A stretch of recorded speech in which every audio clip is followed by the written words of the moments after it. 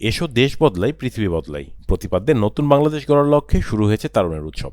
যুব ও ক্রীড়া মন্ত্রণালয় ঘোষিত কর্মসূচির অংশ হিসেবে আজ থেকে তারুণের উৎসবের কর্মসূচি শুরু হয়েছে। সকালে নগরীর জেলা স্কুল মাঠ থেকে একটি বর্ণাঢ্য র্যালি বের করা হয়। র্যালিটি শহরের প্রধান সড়ক প্রদক্ষিণের শেষে স্টেডিয়ামে এসে মিলিত হয়। র্যালিতে উপস্থিত ছিলেন রংপুর বিভাগীয় কমিশনার শহীদুল ইসলাম, রংপুর জেলা প্রশাসক Mohammad Rabiul Faisal, police super Abu Saim, police commissioner সহ বিভিন্ন সরকারি অফিসের কর্মকর্তা কর্মচারী এবং বৈষম্যবিরোধী ছাত্র আন্দোলনের নেতৃবৃন্দ। এ সময় বিভাগীয় কমিশনার শহীদুল ইসলাম বলেন, তারুণ্যের শক্তিকে কাজে লাগিয়ে একটি স্বনির্ভর বাংলাদেশ গড়ার লক্ষ্যে আমাদের এই আয়োজন। রংপুর বিভাগের অংশ হিসাবে রংপুর জেলা প্রশাসন কর্তৃক আজকের যে আয়োজন, এই আয়োজনই বলে দিচ্ছে যে তারুণ্যের যে উৎসব, এর প্রতিপাদ্য বিষয়টা কি, যে তরুণরাই দেশ গড়বে, তরুণরাই এগিয়ে নিয়ে যাবে আমাদের এই সমাজকে, আমাদের এই কৃষ্টি কালচার, আমাদের ইতিহাস ঐতিহ্যকে, কারণ তারাই ভবিষ্যতের কর্ণধার।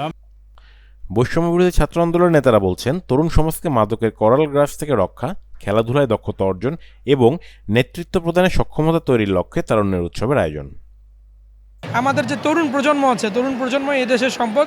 তরুণ প্রজন্মকে রক্ষা করতে হবে, মাদকের ভয়াল গ্রাস থেকে এদেরকে বের করে নিয়ে আসতে হবে, যাতে কেউ মাদকের দিকে ধাবিত না হয়। সেই সাথে খেলাধুলা, পড়ালেখা এবং বিতর্ক প্রতিযোগিতা, কুইজ প্রতিযোগিতা, এই সকল প্রতিযোগিতার মতো বিষয়গুলোতে তারা খুব আগ্রহ প্রকাশ করে। এবং আপনারা দেখতেই পাচ্ছেন যে আজকে রংপুরে যে র্যালির মাধ্যমে অনুষ্ঠান শুরু হলো, সেখানে শিক্ষার্থীদের যে অংশগ্রহণ, স্বাচ্ছন্দ্যবোধ, তাই প্রমাণ করে যে সামনের তরুণ প্রজন্ম সঠিক পথে আছে এবং থাকবে ইনশাআল্লাহ।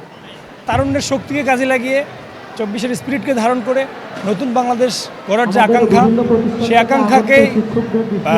আকাঙ্ক্ষা পালনের উদ্দেশ্যেই মূলত আমাদের এই পদযাত্রা। ইনশাআল্লাহ 24-এর স্পিরিটকে ধারণ করে আগামী বাংলাদেশ নির্মাণে এই তরুণ সমাজ অগ্রণী ভূমিকা পালন করবে। তারই ধারাবাহিকতায় এটা মূলত শুরু। স্টেজ বাই স্টেজ আমরা আরও বিভিন্ন আয়োজন দেখতে পারবো ইনশাআল্লাহ।